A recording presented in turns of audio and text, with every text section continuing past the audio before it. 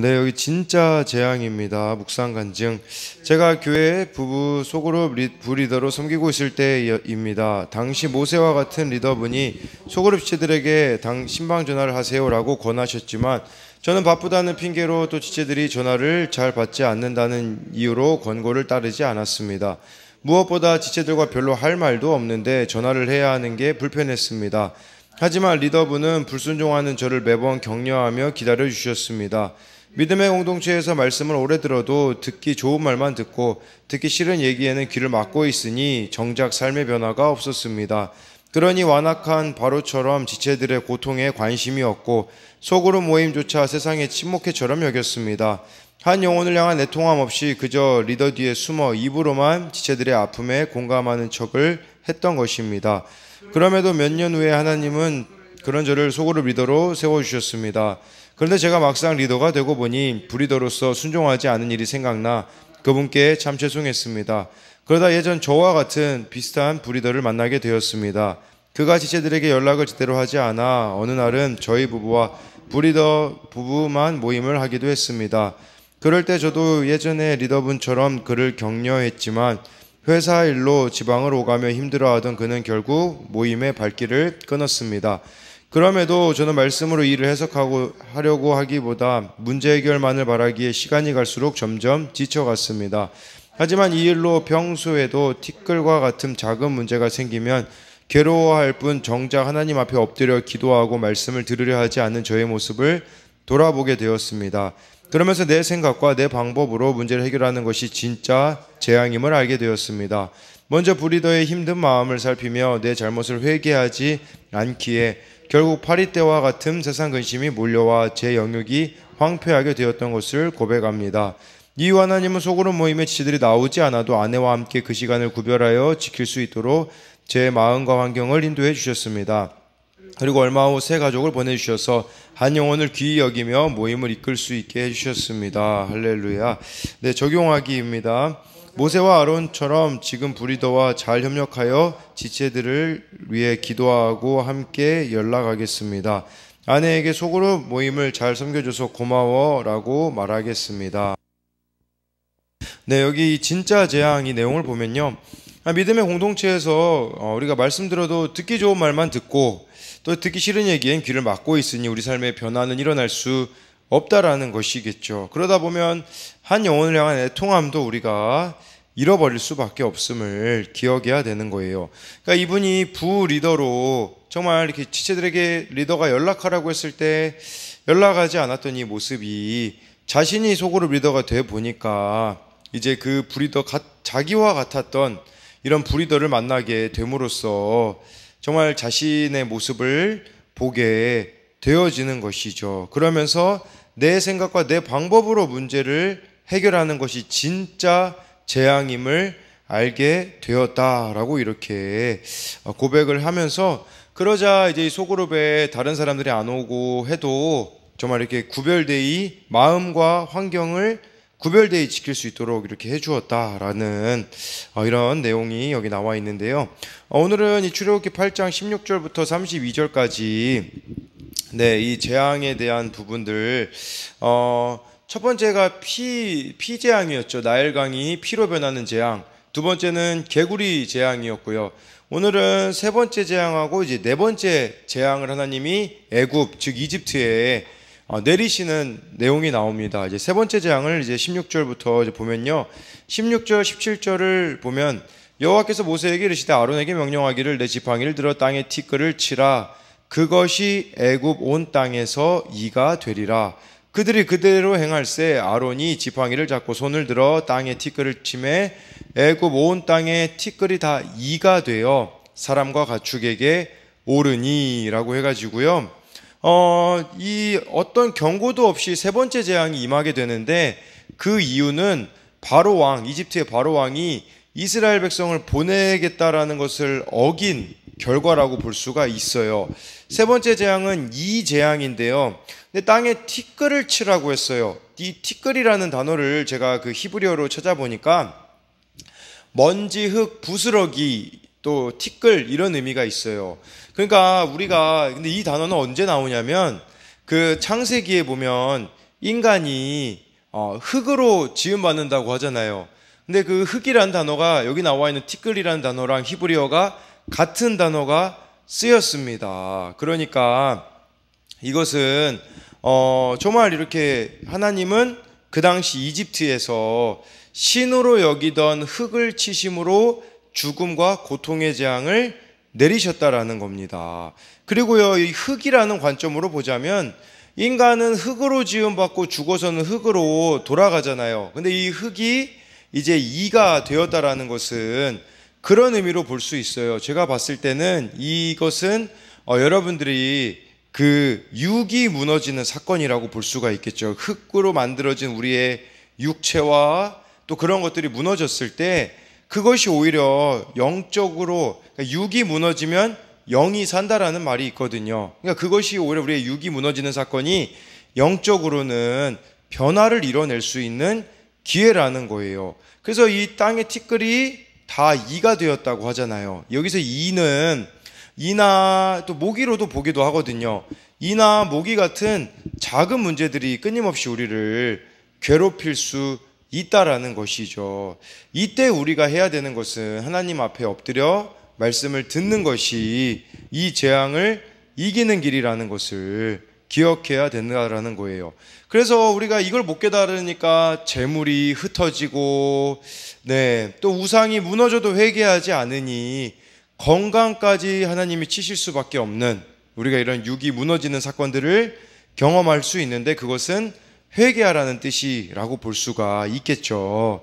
그리고요, 우리가 이 이가 몸에부터 피를 빨아도 너무 작아서 눈치를 못 채듯이 티끌처럼 사소한 죄라도 돌이키지 않으면 습관처럼 죄를 짓게 되어진다라는 겁니다. 그렇기 때문에 매일 티끌을 씻어내듯 작은 죄라도 회개하는 것이 중요하다라고 볼 수가 있고요. 그리고 여기서 이 이는 그 당시 게부라는 신이 있었다고 해요. 이집트에 땅을 게부라는 신의 몸이라고 생각을 했고, 또 밀과 보리가 게부의 갈비뼈와 등에서 자란다라는 말이 실제로 남아 있습니다.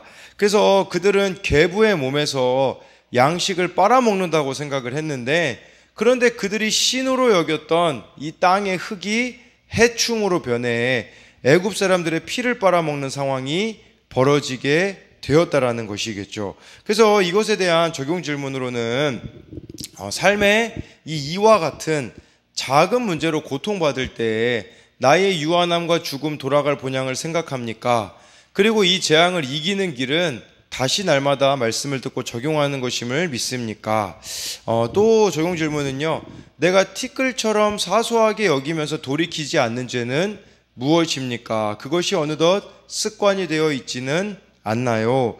18절 19절을 보면 요술사들도 자기 요술로 그같이 행하여 이를 생기게 하려 하였으나 못하였고 이가 사람과 가축에게 생긴지라.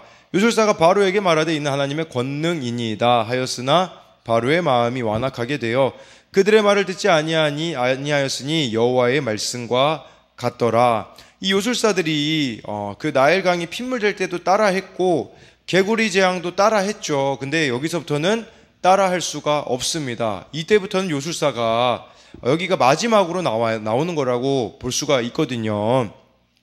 근데 이 요술사들도 알았던 거예요. 이렇게 얘기하잖아요. 19절에 이는 하나님의 권능이니이다. 이 권능이라는 단어가 히브리어로 보니까 손가락이더라고요. 이것은 하나님의 손가락입니다. 그러니까 하나님이 그렇게 능력을 행하셨다라는 것을 바로 왕한테 고백했다라는 거죠. 근데요, 바로 왕은요 듣질 않아요. 마음이 완악해서 그들의 말을 듣지 아니하였으니.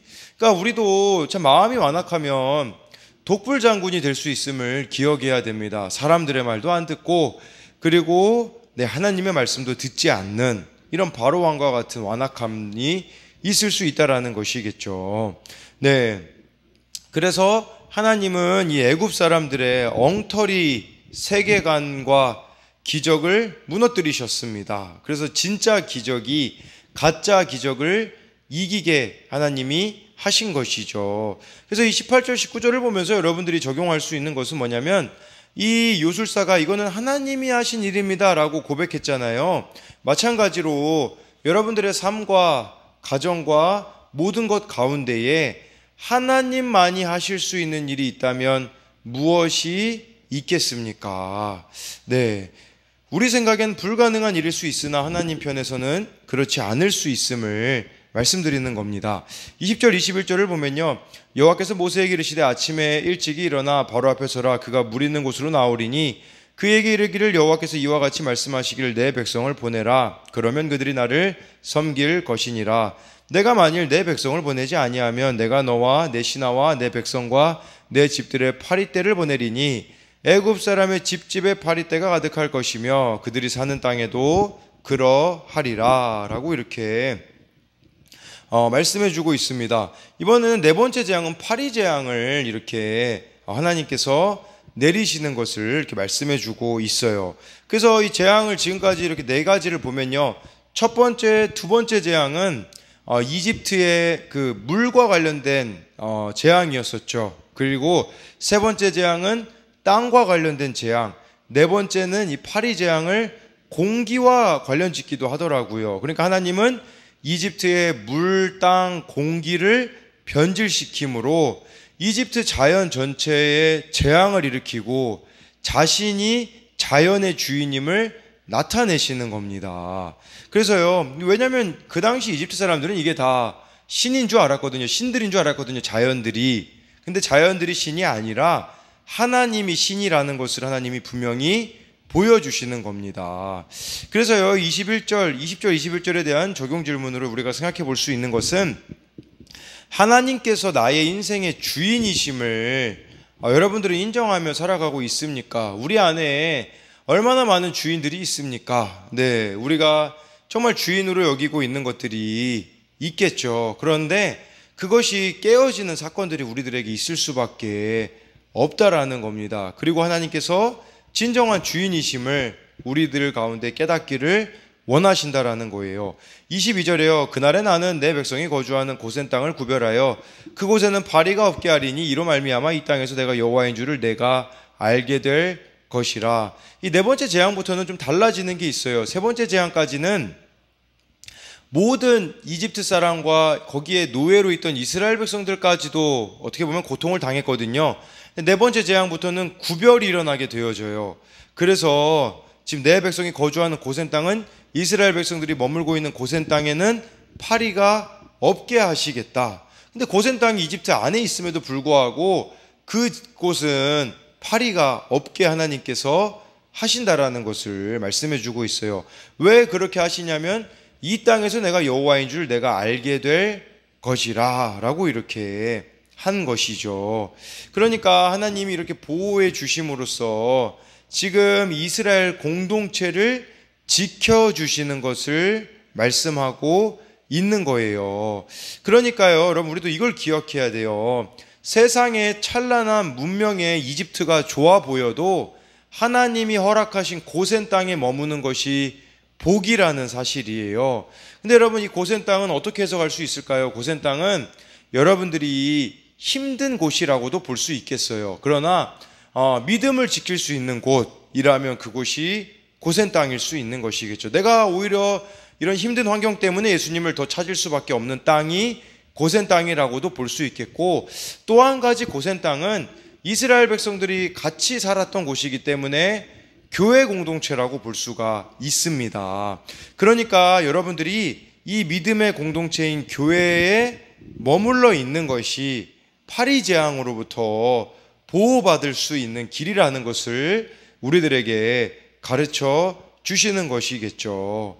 그리고 이 세상 가치관이 득세하는 이 환경에서 말씀의 가치관으로 살아가는 것이 우리가 보호하심을 받는 길이라는 걸 잊어서는 안 된다라는 것입니다. 그래서 22절에 대한 적용 질문은 세상과 구별된 믿음의 공동체에 거주하여 하나님의 보호를 받은 적이 있습니까?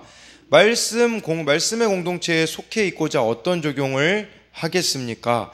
내 안에 바로 세워야 할 말씀의 가치관은 무엇이 있습니까?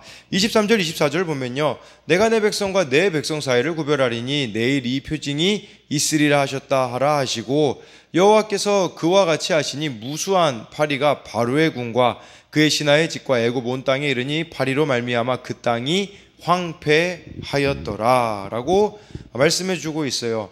말씀에 순종하지 않은 인생은 황폐해질 수밖에 없음을 기억해야 합니다. 네, 그래서 여기서 무수한 파리가, 이 무수하다라는 것은 무거운 중량과 풍성한 양을 말하는 거예요. 그러니까 어마어마한 이 파리떼가 정말 이렇게 이집트를 휩쓸었던 것이겠죠. 그리고 그랬을 때 그 땅이 황폐해졌다라는 것은 부패하다, 상하다라는 뜻으로 오염이 되어 더 이상 사용할 수 없는 상태를 가리키는 거예요.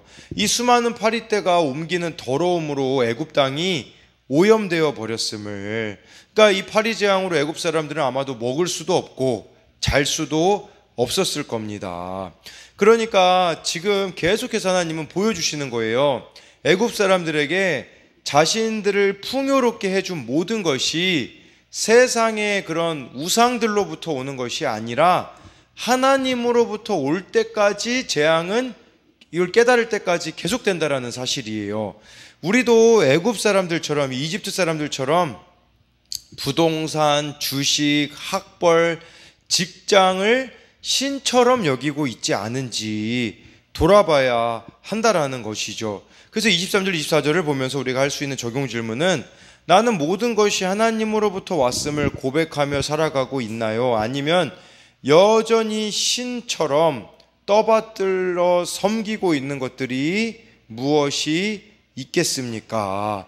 25절을 이제 보면요, 바로가 모세와 아론을 불러 이르되 너희는 가서 이 땅에서 너희 하나님께 제사를 드리라 해가지고요, 교묘한 술책을 쓰고 있어요.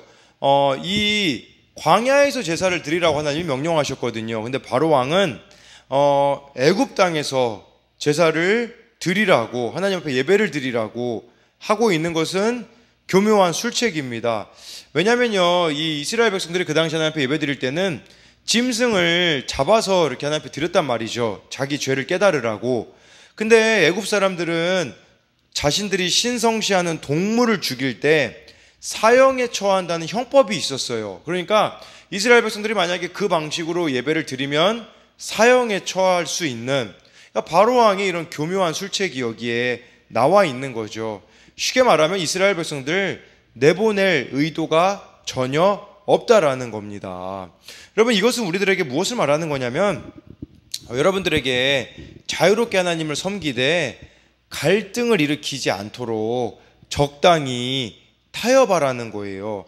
뭐 신앙생활 그렇게 열심히 해서 힘들게 사냐, 적당히 타협해서 이렇게 세상에도 이렇게 적당히 양다리 걸치라는 말이에요. 세상에도 적당히 이렇게 발을 얹어 놓고 하나님께도 이렇게 발을 얹어 놓음으로써 양다리 걸치며 살아가라는 것이 사탄의 전략이라는 것이겠죠.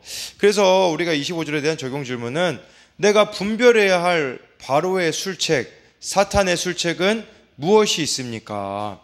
하나님을 예배하고 말씀대로 살고자 광야의 불편함과 고독을 감수하고 있습니까? 26절에요. 모세가 이르되 그리하면 부당하니이다. 우리가 우리 하나님 여호와께 제사 드리는 것은 애굽 사람이 싫어하는 바인즉 우리가 만일 애굽 사람의 목전에서 제사를 드리면 그들이 그것을 미워하여 우리를 돌로 치지 아니하리까. 여기서 애굽 사람이 싫어하는 바인즉이라고 하는데, 이것은 원어로 보면 제사를 드리는 것은 애굽 사람의 역겨움이 될 것이다 라는 거예요. 그래서 이렇게 이 애굽 땅에서 하나님 앞에 예배를 드리면 혐오와 역겨움의 관점으로 그 애굽 사람들이 바라볼 것이라는 것을 모세는 알았던 것이죠. 그래서 27절에요. 우리가 사흘쯤 광야로 들어가서 우리 하나님 여호와께 제사를 드리되 우리에게 명령하시는 대로 하려 하나이다 라고 해서요. 여러분, 하나님 앞에 섬기는 거는 양다리가 없습니다. 그러니까 순종도요, 90% 순종했다고 그 순종이 아니에요. 100% 순종해야 그게 순종이라는 것이 바로 27절 말씀이에요. 왜냐하면 하나님이 말씀하신 대로 우리들은 광야로 가겠습니다, 이렇게 지금 모세가 말하고 있지 않습니까? 그래서 하나님의 뜻, 하나님의 명령에 따라서 우리는 하나님을 섬겨야 한다라는 거죠. 하나님의 말씀은 분명해요. 명확해요. 그러나 그 말씀이 온전히 나에게 이루어지지 못하는 것은 전적으로 나 때문이라는 걸 알아셔야 돼요. 우리의 연약함과 욕망과 환경 때문에 우리가 하나님의 말씀을 내 마음대로 해석하고 있기 때문이라는 거예요. 그래서 그냥 귀에 걸면 귀걸이, 코에 걸면 코걸이라는 말이 있지 않습니까? 그냥 나에게 맞게 막 좋은 말씀만 껴맞추게 하는 뭐 그런 것들이 우리들에게도 있을 수 있다라는 것이죠. 28절에 바로가 이르되 내가 너희를 보내리니 너희가 너희 하나님 여호와께 광야에서 제사를 드릴 것이나 너무 멀리 가지는 말라. 그런즉 너희는 나를 위하여 간구하라 라고 해가지고요, 여기 너희는 나를 위하여 간구하라고 바로 왕이 말하거든요. 이건 하나님의 은혜를 구하기 위한 것이 아니라 이스라엘에게 하나님도 섬기고 바로인 자기도 섬기라는 혼합신앙을 가지라고 지금 말하고 있는 것이에요. 29절에 모세가 이르되 내가 왕을 떠나가서 여호와께 간구하리니 내일이면 8일 때가 바로와 바로의 신하와 바로의 백성을 떠나려니와 바로는 이 백성을 보내어 여호와께 제사를 드리는 일에 다시 거짓을 행하지 마소서 하고 해서요. 네, 이 바로가 이스라엘 백성을 보내겠다라는 약속을 어기는 것은 하나님을 없이 여기고 조롱하는 것임을 이렇게 말하고 있습니다. 30절 31절 보면요, 모세가 바로를 떠나 나와서 여호와께 간구하니 여호와께서 모세의 말대로 하시니 그 8일 때가 바로와 그의 신하와 그의 백성에게서 떠나니 하나도 남지 아니하였더라 라고 해가지고요, 모세는 한 번도 자신의 말을 바꾼 적이 없어요. 바로 왕은 자꾸 자기의 말을 바꾸잖아요. 막 모든 비열한 방법을 동원하고 위협하고 거짓말하고 말을 바꾸죠. 근데 이 모세를 통해서 우리가 배워야 하는 부분은 무엇이냐면, 예전에 우리 어른들은 이 기독교인들에 대하여서 그런 이야기들을 했어요. 삶이 보증수표가 되게 하라, 이런 말들을 했었거든요. 제가 알기로는 대표적으로 그 가나안 농군학교를 만드신 김용기 장로님인가요? 그분이 그런 이야기를 하셨었거든요. 삶이 보증수표가 되어야 된다라는 것은 기독교인들은 그냥 하는 말이 다 세상 사람들이 저 말은 진실이구나 라고 할 수 있도록 우리 삶이 진실해야 된다라는 말을 했거든요. 지금 모세를 통해서 배울 수 있는 것은 바로 왕은 자꾸 거짓말을 해요. 막 재앙이 떠나가면 다시 막 이스라엘 백성들 안 놔주고 그렇단 말이죠. 그러나 모세는 일관성이 있어요. 그 이유는 바로 무엇 때문이겠습니까? 하나님 앞에 진실하게 살아가는 거, 하나님과 매일매일 교제하며 살아가기 때문에 신실함과 진실함이 여기에 나타나 있는 것이죠. 그런데 우리들 가운데 참 많이 변덕들이 심하고 감정에 휩쓸리거나 생각에 휩쓸리거나 이럴 때가 우리들이 얼마나 많이 있습니까? 그것은 내가 정말 하나님의 말씀대로 하고 있지 않음을 기억해야 돼요. 그래서 32절에 나와 있잖아요. 그러나 바로가 이때에도 그의 마음을 완강하게 하여 그 백성을 보내지 아니하였더라 라고 해서, 정말 우리 가운데 이런 바로와 같은 모습이 있지는 않은지, 모든 막 위기를 피하려고 막 비열한 방법을 동원하고 주변에 있는 사람들에게 막 화를 내고 위협하고 거짓말하고 말을 바꾸고 이런 완강한 마음이 아니라, 네, 우리들이 성령이 우리에게 임하시면요, 에스겔에 그런 말씀이 있어요. 이 돌 같은 마음이 살 같은 마음이 된다고 하거든요. 살 같은 마음. 그래서 정말 우리들이 오늘도 이 말씀 가운데 성령으로 충만하여서 돌처럼 굳어져 버린 마음이 아니라 살과 같은 마음이, 그런 부드러운 마음들이 되기를 위하여서도 우리가 함께 기도하도록 하겠습니다.